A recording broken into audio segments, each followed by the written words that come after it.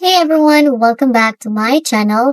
In this quick tutorial I will show you how to add your Visa card on Taobao so you can start shopping and pay securely. So here guys, you need to first open your Taobao website and of course log in to your account. Next is to add a Visa card guys. You need to first add an item to your cart and then proceed to checkout. So you can also go to your Me tab and then settings. So here you can choose your um item here, and then here you'll be able to see here your account and go to the payment method. You will see the available payment methods. You can tap the options to manage or select a different payment method.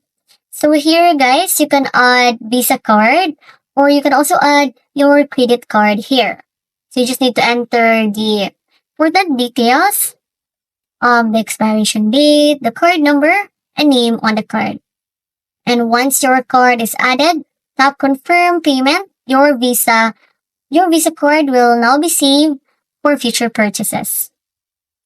And that's it guys. You've successfully added your card to Taobao. Like and subscribe for more tutorials on shopping from China.